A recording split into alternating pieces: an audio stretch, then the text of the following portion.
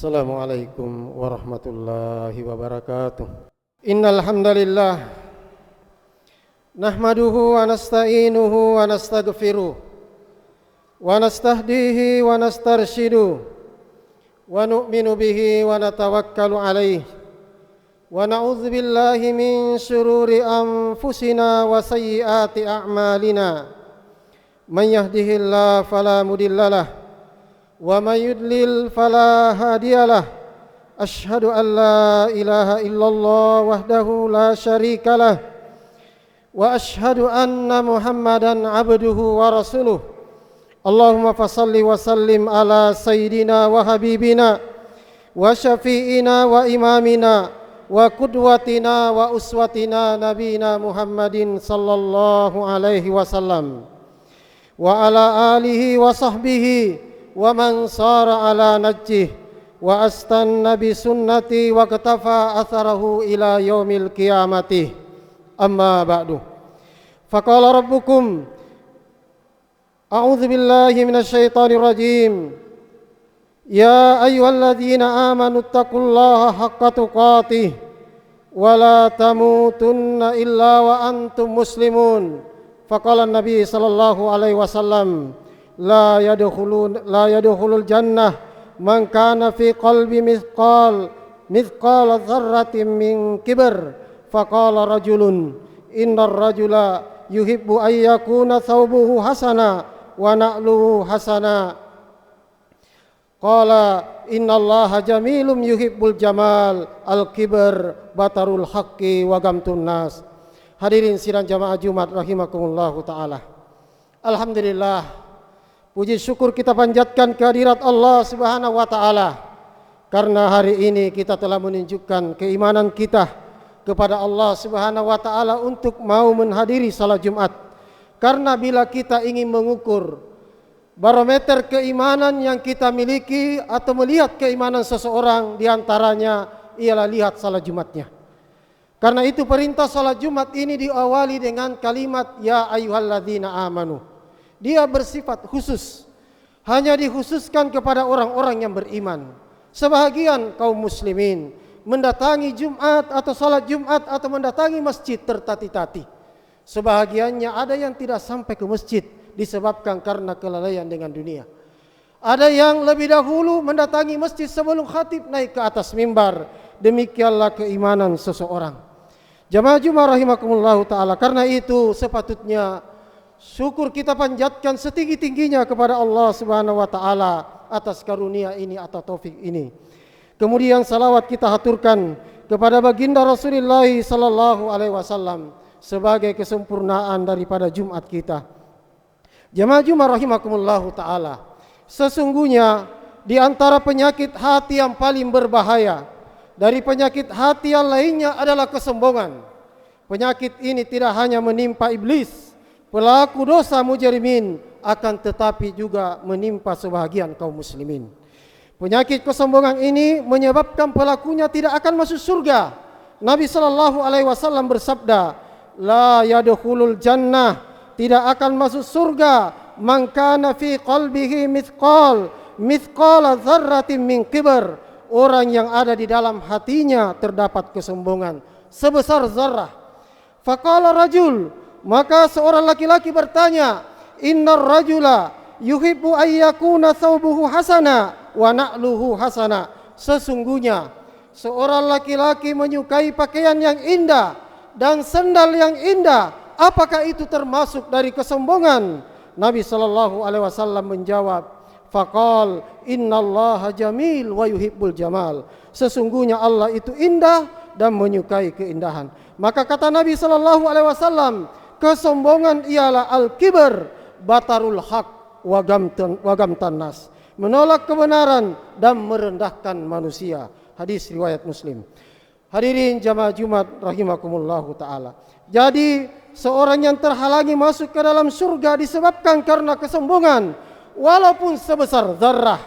Dalam bahasa Arab, Pak, zarrah itu diartikan ada beberapa makna. Di antaranya semut kecil yang apabila diletakkan di sebuah timbangan hampir tidak ada beratnya semut kecil itu, Pak.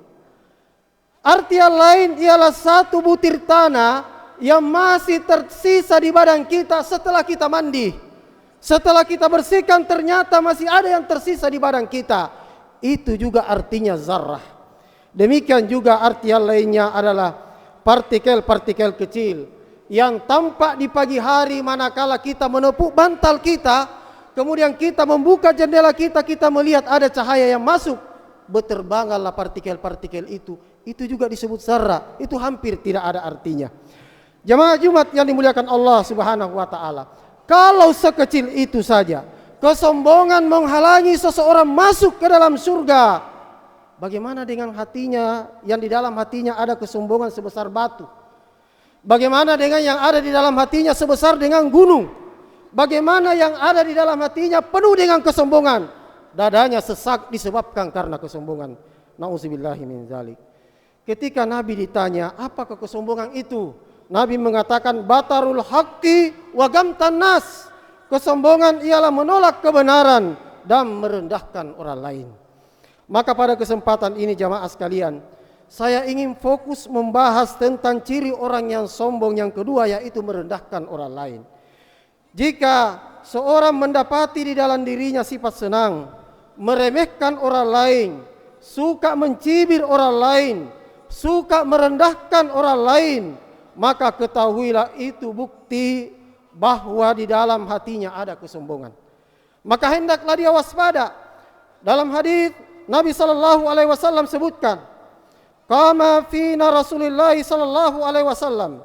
Suatu hari Rasulullah sallallahu alaihi wasallam berkhutbah di tengah-tengah kami, kata Iyad bin Himar radhiyallahu taala anhu.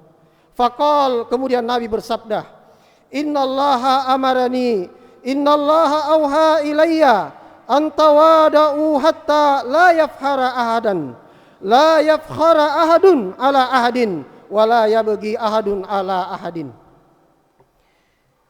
Sesungguhnya Allah Subhanahu wa taala mewahyukan kepadaku agar kalian saling rendah diri pada yang lain dan tidak berbangga diri pada yang lain dan tidak berlaku zalim pada yang lain.